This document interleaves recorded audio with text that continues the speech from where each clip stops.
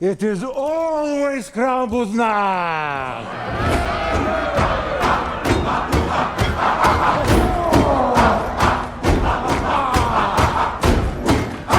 Smack the shit out of that goat.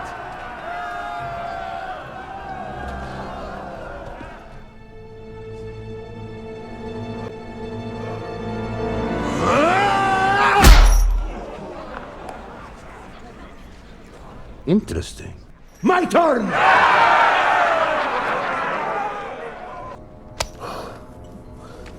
Oh my god. I love this game! Second touch! Come on.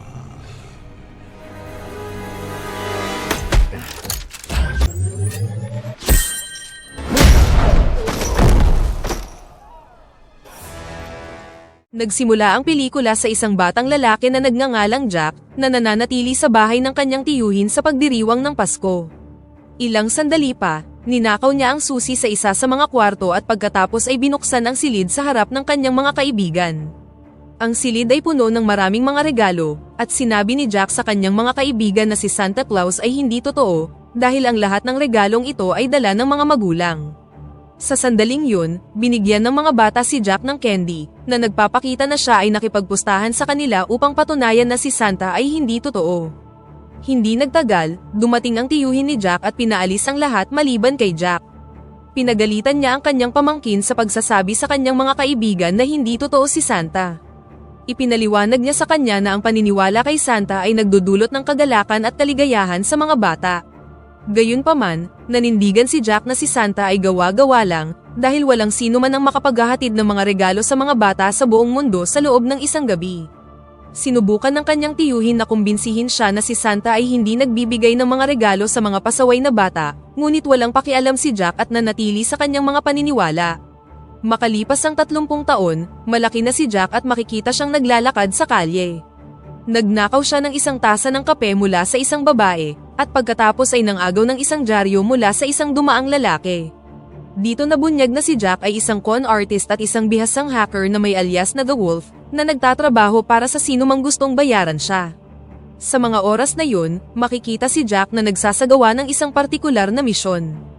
Tumayo siya sa labas ng isang technology company at pinanood ang mga empleyadong nag-eehersisyo sa harap ng kumpanya. Nag-focus si Jack sa isa sa mga babaeng empleyado, pagkatapos ay naghagis ng dyaryo malapit sa mga linya ng kuryente at nagtapon ng kape sa mga ito, na nagdulot ng short circuit at nagsimula ng apoy. Habang distracted ang lahat, sinamantala ni Jack ang kaguluhan upang nakawin ang ID ng empleyado. Ginamit niya ito para makapasok sa kumpanya, ma-access ang database, at kumonekta ng isang encryption device para nakawin ang data na kailangan niya. Matapos matagumpay na makumpleto ang misyon, itinapon ni Jack ang ID sa basurahan at naglakad ng may buong pagmamalaki sa sarili. Noong gabing yun, ang totoong Santa Claus na may palayaw na red, ay makikitang nasa isang shopping mall na nagdiriwang ng Pasko kasama ang mga bata. Kasama niya ang kanyang personal bodyguard na si Cal, na hindi sumasang-ayon sa pag-uugali ng mga matatanda, dahil madalas niya silang nakikitang nagnanakaw ng mga bagay sa mall at nakikipagtalo sa isa't isa.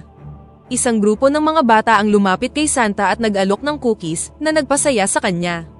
Kalaunan, habang papaalis na si Red sa mall, nakipag-usap si Cal sa iba pang mga security guard para matiyak ang ligtas na pag-alis ni Santa. Sa sasakyan, sinabi ni Red kay Cal na mamimiss niya siya, at dito nabunyag na plano ng magretiro ni Cal.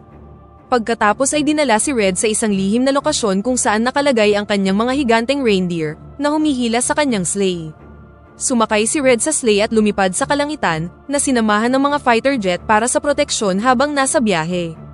Pinasalamatan ni Red ang mga piloto at nagpakawala ng malakas na sigaw, na nag-udyok sa reindeer na lumipad ng napakabilis hanggang sa tumagos sila sa atmosphere ng mundo. Samantala, nasa bahay si Jack at sinusuri ang data na kanyang ninakaw sa kumpanya, na naglalaman ng mga coordinates sa mythical world ni Santa. Malinaw na hindi siya interesado sa datos at kalaunan ay ipinadala na ito ng taong kumuha sa kanya para sa trabaho. Nang makuha ang datos, inilipat ng taong yon ang napagkasunduan na bayad kay Jack. Bumalik ang eksena kay Red, kung saan nagbukas siya ng isang portal, at kalaunan ay nakarating na sila sa North Pole. Doon, maraming mga nilalang ang busy sa paghahanda ng mga regalong ipapamahagi ni Santa sa araw ng Pasko, at kabilang sa kanila ang asawa ni Red na si Mrs. Claus. Isang malaking oso na nagngangalang Garcia, na nabunyag na assistant ni Cal, ang ipinakilala bilang responsable sa pagprotekta sa North Pole kapag wala si Cal. Kalaunan, makikita si Red na nagsasanay sa kanyang silid, nang pumasok si Cal upang isumite na ang kanyang pagbibitiw. Tinanong ni Red si Cal kung bakit gusto na niyang magbitiw, lalo na't ang kanilang misyon ay nagdadala ng kagalakan sa mga bata. Ipinaliwanag ni Cal na habang mahal niya ang mga bata, ang mga matatanda ay nagdudulot sa kanya ng patuloy na pagkadismaya. Ibinunyag niya na ang listahan ng mga pasaway na tao sa Earth ay tumataas ng 22% bawat taon, isang nakakabahalang rate na malapit nang mapuno ang planeta ng mga pasaway. Sinubukan ni Red na kumbinsihin si Cal na ito ay higit na dahilan upang ipagpatuloy ang kanilang misyon at protektahan ang mundo mula sa mga nanggugulo. Gayunpaman, nanatiling desidido si Cal sa kanyang desisyon, at iginiit kay Red na hindi nila mababago ang kalikasan ng mga tao. Ipinahayag niya na ang pamamahagi ng regalo ngayong taon ay ang kanya ng huling misyon. Kinamayan siya ni Red, at sinabi sa kanya na hindi magiging pareho ang trabaho kung wala siya. Samantala, isang grupo ng mga Black Ops soldier ang makikitang naglalakad sa isang partikular na lugar sa Arctic, at huminto sa harap ng isang invisible na pader. Ipinaalam nila sa kanilang pinuno na si Grilla, na nahanap na nila ang pader, at inutusan niya sila na magtrabaho na kaagad. Samantala sa North Pole, sinusuri ni Cal ang mga security measure kasama ang iba pang mga gwardya, nang may napansin siyang kakaiba. Sa paghihinala, nakipag-ugnayan siya sa security team upang tingnan si Red, para lang matuklasan na nawawala siya sa kanyang silid at hindi rin siya mahanap kahit saan. Nagmamadaling pumunta si Cal sa silid ni Red, para lang makitang nakabukas ang pinto ng balcony. Pagtingin niya sa labas, nakita niya ang isang sasakyan, na mabilis na tumatakas. Inalerto ni Cal ang buong security team at sinimulan niyang habulin ang sasakyan. Sa kabila ng kanyang pinakamahusay na pagsisikap, ang sasakyan ay nagawang makatakas. Kalaunan, naabutan ni Cal ang sasakyan nang ma-stop ito sa nyebe, para lang makitang wala itong laman. Sa sandaling yun, nakita niya ang isang cargo jet na lumilipad palayo, at dito na narealize ni Cal na ang sasakyan ay isa lang diversion upang matiyak ang matagumpay na pagkidnap kay Santa. Bumalik si Cal sa control room at nakipag-ugnayan sa isang babaeng nagngangalang Zoe, ang babaeng namumuno sa MORA, o Mythological Oversight and Restoration Authority, isang organisasyon na nagmomonitor sa mga mythical creatures sa buong mundo. Sa kanilang pag-uusap, nalaman ni Zoe na merong pumasok sa pader ng mythical world at dinukot si Red. Nang malaman ito, labis siyang nag-alala at ipinaalam niya kay Cal na may nag-hack din sa Transcontinental Surveillance System sa Arctic. Kinilala niya ang hacker bilang si Jack, isang profesional na nagtatrabaho para sa sinumang gustong magbayad, at hinahanap ng mga awtoridad para sa maraming krimen. Dahil dito, nagpa siya sina Cal at Zoe na magtulungan para mahuli ang hacker at questionin siya. Kinabukasan, nagising si Jack sa isang tawag mula sa kanyang dating asawa, na hiniling sa kanya na sunduin ang kanilang anak na si Dylan sa paaralan, dahil busy siya at ang kanyang asawa ay nasa labas ng bayan. Sinabi niya rin na may problema si Dylan sa paaralan, at dapat ay nandyan siya para sa kanya sa panahong ito. Pumayag naman dito si Jack, at pagkatapos ay sinundo na niya si Dylan sa paaralan. Habang nasa daan, ikinwento ni Dylan kay Jack ang nangyari, kung saan palagi siyang ginugulo ng isang kaklase. Kaya naman, hinak niya ang school system at minarkahan ng 3 beses na absent ang kanyang kaklase. Sa kasamaang palad, natuklasan ng administrasyon ang ginawa ni Dylan at pinarusahan siya. Bilang payo, sinabihan lang siya ni Jack na kung ihahak niya ang anumang system, hindi dapat siya mag-iwan ng anumang ebidensya. Kalaunan, sinabi ni Dylan na meron siyang recital kung saan maggigitara siya, at tinanong kung makakapunta si Jack. Gayunpaman, humingi lang ng paumanhin si Jack at sinabing busy siya. Sa pagkadismaya, lumabas si Dylan ng malungkot, ngunit walang pakialam si Jack at bumalik na sa kanyang apartment. Doon, napansin niya ang ilang kahina-hinalang lalaki na umatake sa kanya upang hulihin siya. Meron silang mga device na kapag ginamit ay nakakapag-stun at nag-freeze sa sinuman sa lugar. Sa kabila nito, matagumpay silang natalo ni Jack, at pagkatapos ay tumalon sa bintana patungo sa kalapit na bahay. Gayunpaman, hinihintay na pala siya ni Zoe at inistan siya gamit ang device, dahilan para mawalan siya ng malay. Nang magising si Jack, natagpuan niya ang sarili na kaharap na si Zoe. Sinabi nito sa kanya na alam niyang siya ang nag-hack sa cross-border earthquake system, at inutos na ibunyag niya kung sino ang nagtalaga sa kanya sa gawaing ito. Sinabi lang ni Jack na ang lahat ng pag-uusap sa pagitan niya at ng sinumang kliyente ay encrypted, kaya hindi niya alam ang pagkakakilanlan ng taong humihingi sa kanya ng data. Alam ni Zoe na nagsisinungaling si Jack, kaya inutusan niya ang kanyang mga tauhan na ilagay siya sa isang box. Pagkatapos nito, dinala nila si Jack sa headquarters ng organisasyon. Matapos pakawalan ng mga sundalo, sinabi sa kanya ni Zoe na sila ay isang organisasyon na nagpoprotekta sa mythical world at itinatago ito sa totoong mundo. Nang marinig ito, pinagtawanan lang siya ni Jack at hindi naniwala sa kanyang mga salita, ngunit nabago ito nang makita niya ang isang kabayo na humihinga ng apoy, at isang bihag na may pugot na ulo, na ang ulo ay nasa loob ng isang hawla. Pagkatapos nito, dinala ni Zoe si Jack sa isang silid para kausapin siya. Ipinaliwanag niya sa kanya ang tungkol sa pagkidnap kay Santa Claus, ngunit hindi naiintindihan ni Jack ang kanyang mga salita. Santa Claus has been kidnapped? Sa kabila nito, sinabi lang ni Jack na wala siyang pakialam sa kanya. Sa sandaling yun, pumasok si Cal at kitang-kita na galit siya kay Jack. Is that him? I'm not gonna like you. Dahil hindi nagsasalita si Jack, ipinatawag niya si Garcia para pahirapan siya. Nang makita ni Jack si Garcia, nagulat siya at natakot.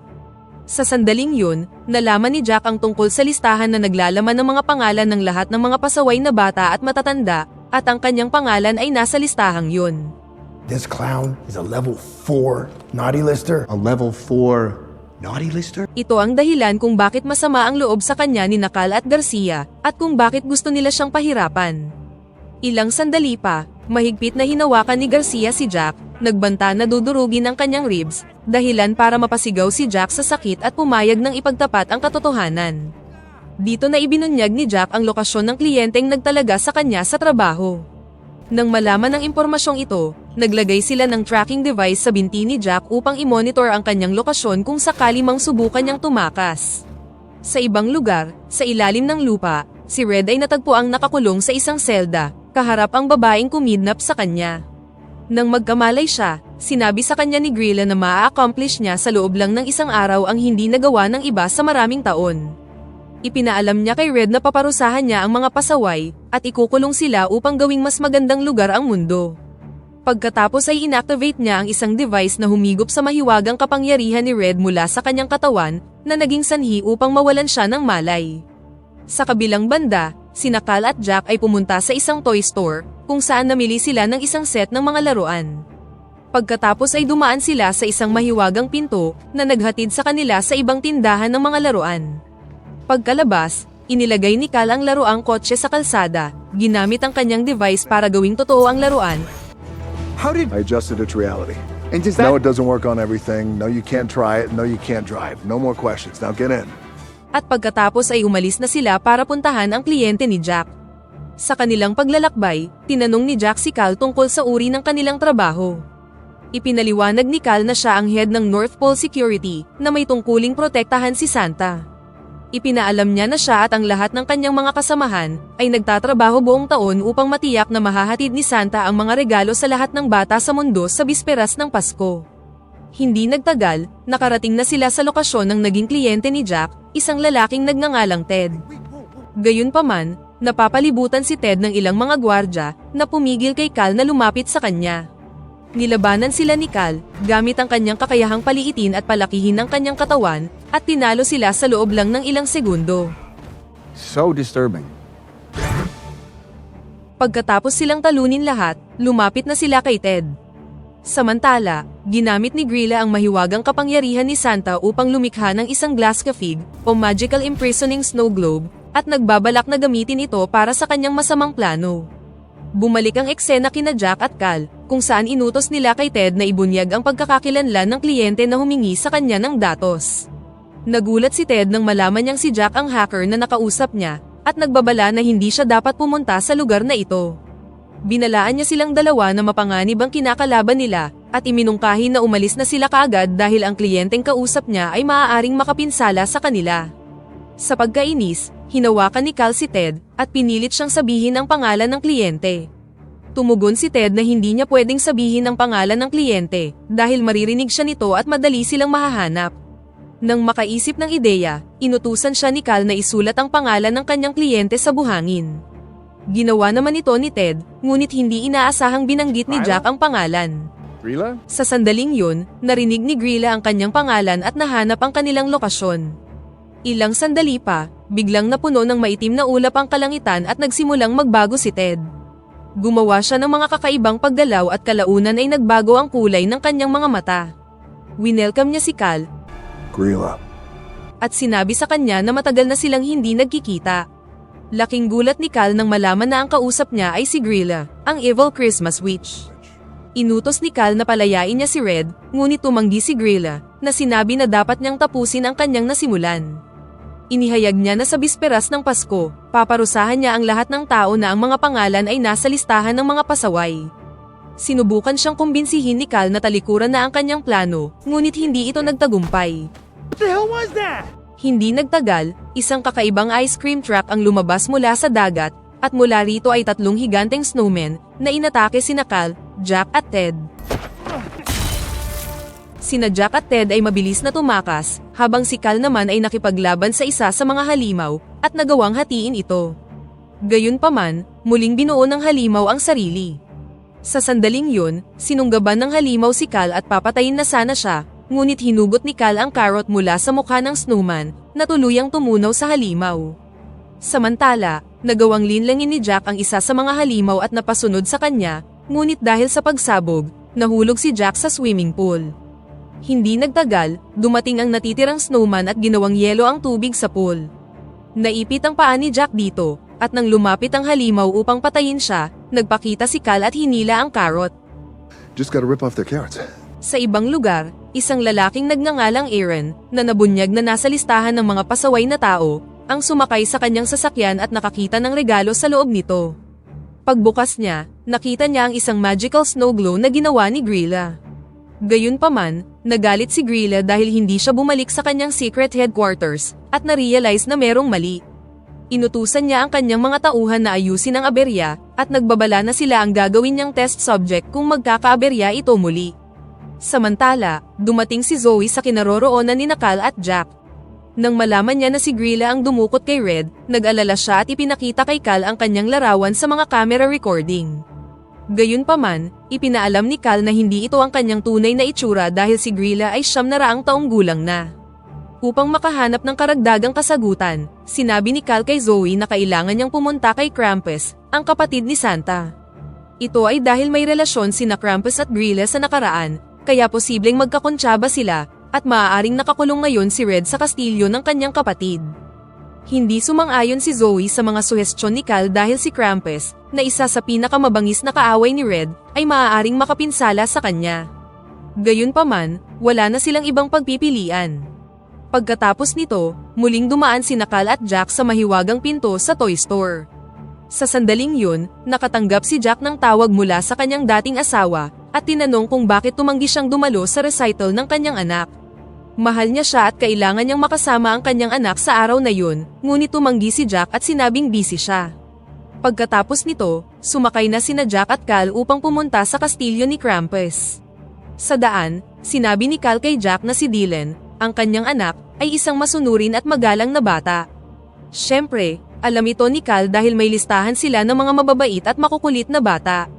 Sinabi ni Jack na nilalayo niya ang kanyang sarili sa kanyang anak dahil sa pakiramdam niya ay hindi siya mabuting ama, at ang kanyang dating asawa ay nagpakasal sa isang lalaki na mas mahusay sa kanya, na sa tingin niya ay mas mabuti para kay Dylan. Tumugon si Cal na mali ang kanyang ginagawa, at ang paglayo sa kanyang anak ay hindi makakabuti para sa kanila. Makalipas ang ilang minuto, dumating na sila sa lokasyon ng kastilyo ni Krampus. Doon, tinanong ni Jack ang tungkol sa kwento ni Santa at Krampus. Ipinaliwanag ni Cal na sina Santa at Krampus ay nagtutulungan noon, ngunit biglang nagpasya si Krampus na gumawa ng listahan ng mga pasaway para parusahan sila. Labis itong ikinagalit ni Santa, at kinuha niya ang listahan mula sa kanya. Noong panahong yun, iniwan ni Krampus si Santa at nakipag-alyansa kay Grilla, na gumawa din ng listahan ng mga pasaway. Gayunpaman, naghiwalay sila pagkatapos ng maraming hindi pagkakaunawaan. Bago pumasok, binalaan ni Cal si Jack na kahit ano pa ang mangyari, huwag niyang hawakan ng anuman dahil ayaw nilang makaakit ng atensyon. Also, Do not touch anything under any circumstances. Kalaunan, narating na nila ang gate kung saan gumamit si Cal ng isang device sa kanyang kamay na nagbigay sa kanya ng karagdagang lakas upang mabuksan ang pinto. Sa sandaling yun, nakita ni Cal ang mga hellhounds na nagbabantay sa kastilyo, kaya bumunot siya ng laruang manok mula sa kanyang bulsa at ginawa itong tunay para ma-distract ang mga aso. Distract them. Pagkatapos ay naglakad na sina Cal at Jack patungo sa pintuan ng kastilyo, ngunit napansin ni Jack ang isang chest na puno ng mga gintong barya. Tumingin-tingin siya sa paligid, at nang makitang walang nakatingin, ninakaw niya ang ilang ginto. Dahil dito, biglang naglabas ng nakakatakot na tunog ang mga estatwa sa lugar, What do you mean, what did I do? I didn't do anything! at lumitaw ang isang grupo ng mga halimaw na pumalibot sa kanila. Sinabi ni Cal na hindi sila mga magnanakaw at nandoon lang sila upang makita si Krampus, ngunit nabigla siya nang kunin ng isa sa mga halimaw ang gintong barya mula sa bulsa ni Jack. Bilang resulta, kinuha ng mga halimaw sina Cal at Jack at ikinulong sila. Sinisi ni Cal si Jack sa kanyang ginawa, ngunit sinubukan ni Jack na bigyang katwiran ang kanyang mga aksyon sa pamamagitan ng pagsabing lubog siya sa utang. Pinagsabihan siya ni Cal at ipinaliwanag na ang pagkakaroon ng kanyang pangalan sa listahan ng mga pasaway ay hindi nagkataon, at sinabi sa kanya na siya ang nagdala ng mga problemang ito sa kanyang sarili. Ibinahagi ni Cal ang payo ni Santa na ang bawat desisyon, malaki man o maliit, ay isang pagkakataon para sa isang tao na mag-improve. Kalaunan, dinala sila ng mga halimaw kay Krampus, na sa mga oras na yon ay nag-host ng isang party at naglalaro ng slopping game. Isang halimaw ang humamon kay Krampus, ngunit ang kanyang pagsampal ay hindi man lang nakaapekto sa napakalaking kapatid ni Santa. Nang si Krampus na ang sumampal, lumipad ang kalabang halimaw at sumalpok sa dingding. Ilang sandali pa, napansin ni Krampus sina Cal at Jack at pinalapit sila sa kanya. Ngunit bago ito, kinumpiskan ng isa sa mga halimaw ang mahiwagang device mula sa kamay ni Cal. Pagkatapos ay ipinaalam nila kay Krampus na dinukot ni Grilla si Santa, at tinanong kung sangkot ba siya dito. Sumagot si Krampus na matagal na siyang hindi nakikipag-ugnayan kay Grilla, at ibinunyag na gumagamit siya ng isang enchanted orb na minsang ibinigay niya sa kanya bilang regalo. Ipinaliwanag din ni Krampus na ang sinumang pasaway na humawak sa snow globe ay makukulong sa loob nito magpakailanman. Pinasalamatan siya ni Cal para sa impormasyon at nagpaalam na upang hanapin si Santa, ngunit tumanggi si Krampus at idineklara na mananatiling nakakulong si Cal sa kanyang palasyo magpakailanman. Sinabi ni Krampus kay Jack na pinapayagan niya siyang umalis upang ihatid ang impormasyong ito sa mga kasamahan ni Cal at iligtas si Santa. Gamit ang kanyang talino, nagsinungaling si Jack at sinabing iginiit sa kanya kanina ni Cal na madali niyang matatalo si Krampus sa kanyang laro. Iminungkahi niya na kung mananalo si Cal, dapat ay payagan niya silang umalis ng magkasama, ngunit kung matatalo si Cal, mananatili silang nakakulong magpakailanman. Sumang-ayon naman dito si Krampus. Si Cal, na nakaramdam ng kaba dahil alam niyang mas malakas si Krampus, ay inipon ng lahat ng kanyang lakas at sinampal si Krampus sa mukha, ngunit wala itong kwenta. Interesting. My turn!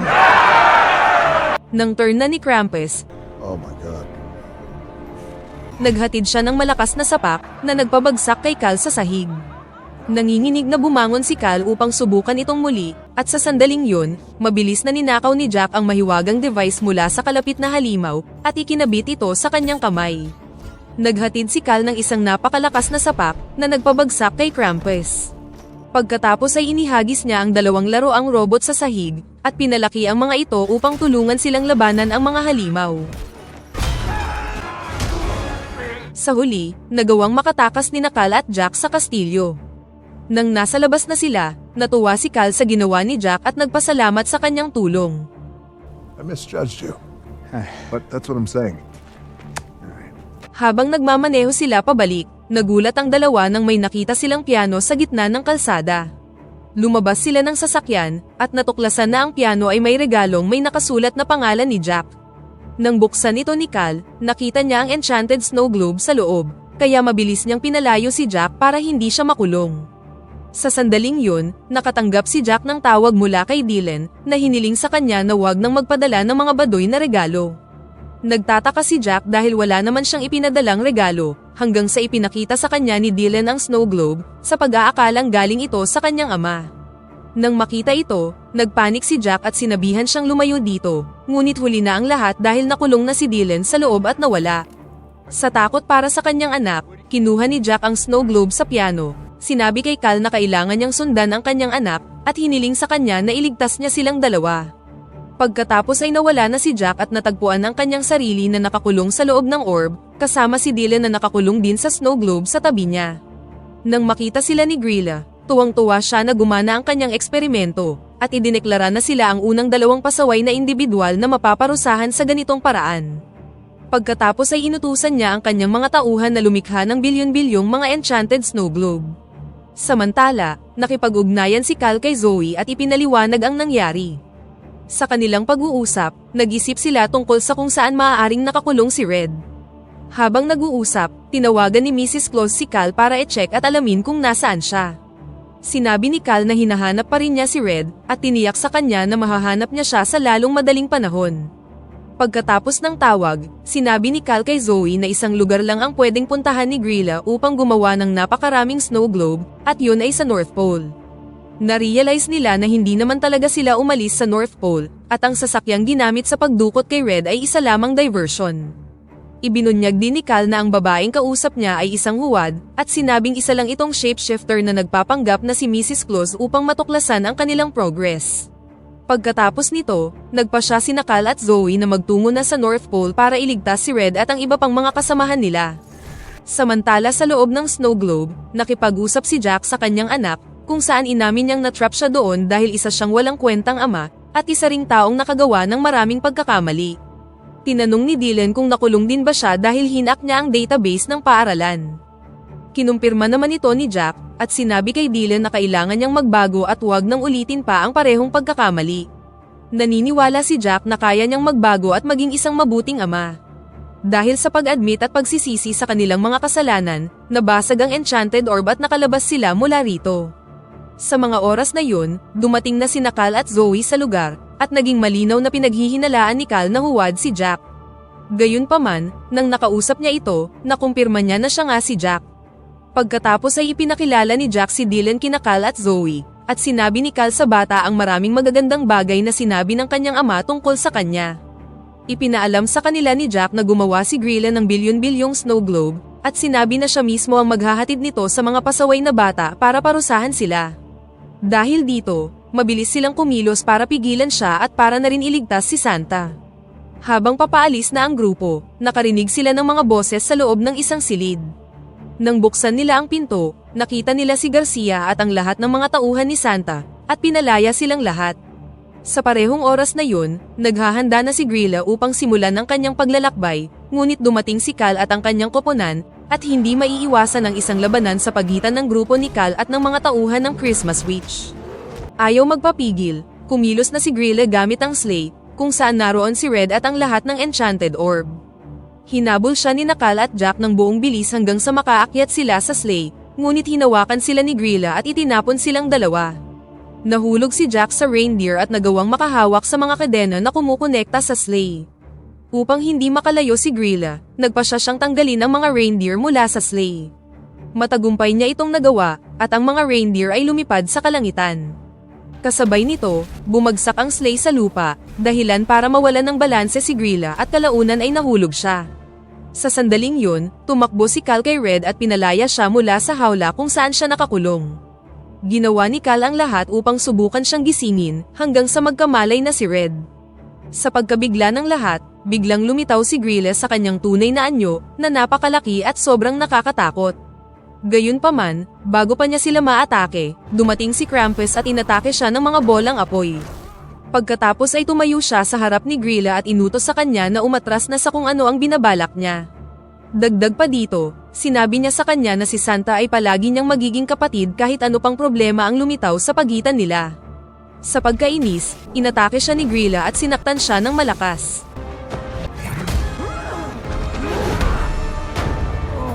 Sa sandaling yun, inipon ni Red ang kanyang lakas at tinawag ang mga reindeer.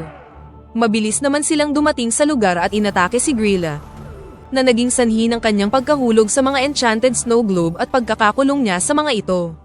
Nang humupa na ang sitwasyon, pinasalamatan ni Red si Krampus para sa kanyang tulong, na tumugon lang na kailangan niyang kumilos ng mabilis upang maihatid ang mga regalo sa Pasko. And you? I want the rematch. Para dito, naghanda na si Red, isinuot ang kanyang pulang suit, at nagsimula ng maghanda para ipamahagi ang mga regalo. Pinasalamatan niya sina Jack at Dylan sa kanilang tulong, at inanyayahan silang sumama sa kanyang paglalakbay. Pagkatapos ay umalis na si Red sakay ng sleigh, naglakbay sa buong mundo, at naghatid ng mga regalo sa lahat ng mga bata. Habang nangyayari ito, pinagmasdan ni na Jack at Dylan ang lahat ng may pagkamangha sa kanilang mga mukha. Pagdating ng umaga, matagumpay na natapos ni Red ang kanyang misyon. Sa sandaling yun, sinabi ni Cal na binabawi na niya ang kanyang pagbibitiw, at ipagpapatuloy ang pagtatrabaho para kay Red. Nang tanungin ni Red kung may isasama siyang tutulong sa kanya, tumingin si Cal kay Jack, na tuwang-tuwa sa lahat ng nangyayari, at sinabing pumapayag siyang maging kanyang assistant. Sa huling eksena, tumayo silang lahat sa tabi ni Red, kasabay ng pag-alis niya gamit ang sleigh upang bumalik na sa North Pole, at dito na nagtatapos ang pelikula. Pakipindot naman ang like button kung nagustuhan mo ang pelikula at kung hindi naman, pindutin mo ng 2 beses ang dislike button para lang makasiguro.